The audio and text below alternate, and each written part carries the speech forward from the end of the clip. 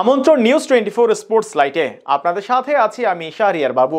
চলুন দর্শক জেনে নেই পরবর্তী ম্যাচের জন্য কেমন একাদশ নিয়ে মাঠে নামবে বাংলাদেশ। বিস্তারিত রিপোর্টের বাকি অংশে। টি-20 বিশ্বকাপ শুরুর আগে কয়জন ভেবেছিল বাংলাদেশ দল সুপার 8 খেলবে? অফ ফর্মে থাকা দলটাকে নিয়ে বেশিরভাগ মানুষেরই ধারণা ছিল নেতিবাচক। তবে সেসব উড়িয়ে টাইগাররা ইতোমধ্যেই নিশ্চিত করেছে সুপার 8। পরের পর্বে বাংলাদেশের গ্রুপে রয়েছে অস্ট্রেলিয়া, ভারত এবং আফগানিস্তান। তাদের টপকে সেমিফাইনালে যাওয়া টাইগারদের জন্য বড় চ্যালেঞ্জই হবে মনে করছে ক্রিকেট বিশ্লেষকরা। তবে সুপার 8-এর প্রথম ম্যাচে বিশ্বসেরা অস্ট্রেলিয়ার বিপক্ষে মাঠে নামছে বাংলাদেশ দল। আর তাই তো অস্ট্রেলিয়ার বিপক্ষে শক্তিশালী একাদশ নিয়েই মাঠে নামবে টিম টাইগার্স। এই ম্যাচে ওয়েস্ট ইন্ডিজের পিচে অস্ট্রেলিয়ার চেয়ে বাংলাদেশও কম যাবে না। শান্ত, লিটন, তামিমরা প্রস্তুত হচ্ছে নতুন করে এবং বন্ধু ওয়ার্নারকে ঘায়েল করতেও প্রস্তুত মুস্তাফিজুর রহমান। তবে কেমন হবে বাংলাদেশের সেরা একাদশ? পাওয়ার প্লেতে ধুমধারাক্কা ব্যাটিং, স্পিনারদের দাপট, দলগুলোর রেকর্ড সংগ্রহ। এবারের টি-20 বিশ্বকাপ শুরুর আগে আলোচনা ছিল এমনটাই, অথচ বিশ্বকাপে দেখা যাচ্ছে এর পুরো উল্টো চিত্র।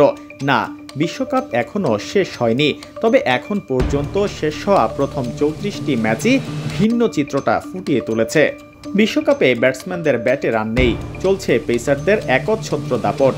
ওভার প্রতি 10-12 রান তোলার কথা তো ভুলেই যান, কোনোভাবেই উইকেট বাঁচাতেই ব্যাটসম্যানদের ঘাম ঝরাচ্ছে। এদিকে বিশ্বকাপের সুপার 8 পর্ব এখনও শুরু হয়নি, তবে বাংলাদেশ যে পড়েছে কঠিন গ্রুপে সেটা আর বলার অপেক্ষা রাখে না। আগামী 21 জুন অস্ট্রেলিয়ার বিপক্ষে বাংলাদেশ সময় ভোর 6:30টায় মাঠে নামবে টাইগাররা। তবে কেমন হতে পারে এই ম্যাচে বাংলাদেশের সেরা একাদশ? চলুন সেটাই দেখে নেওয়া যাক। সৌম্য সরকারকে বসিয়ে রাখা হয়েছে প্রথম ম্যাচের পর থেকেই, আর তাই সুপার 8-এ দলে আবারও ফিরিয়ে আনার সম্ভাবনাই বেশি থাকবে। শেষ ম্যাচে ওপেনিংয়ে দেখা যায় তানজিদ তামিম আর লিটন কুমার দাসকে। দুজনই ছিলেন ব্যর্থ, আর তাই অস্ট্রেলিয়ার বিপক্ষে সৌম্য ফিরলে তানজিদ তামিমের সঙ্গী হবেন সৌম্য সরকার। এদিকে উইকেট কিপার ব্যাটার হিসেবে জাকের আলী অনিক এবং লিটন কুমার দাস কেউই পাচ্ছেন না রানের দেখা। তবে 3 নম্বরে আবারও দেখা যাবে লিটন কুমার দাসকেই এবং 4 নম্বরে অধিনায়ক নাজমুল হোসেন শান্ত যাবেন তার আগের পজিশনে। টানা ব্যর্থতার ভরাডুবিতে আছে ক্যাপ্টেন শান্ত। তাকে বাদ দিয়ে এই পজিশনে অন্য কাউকে খেলালেও হয়তো অনেক ভালো করত বলে মন্তব্য অনেকের। 5 নম্বরে ব্যাটিং করবেন সাকিব আল হাসান।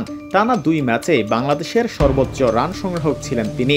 6 এবং 7 নম্বরে দেখা যাবে তাওহিদ হৃদয় এবং মাহমুদুল্লাহ রিয়াদকে।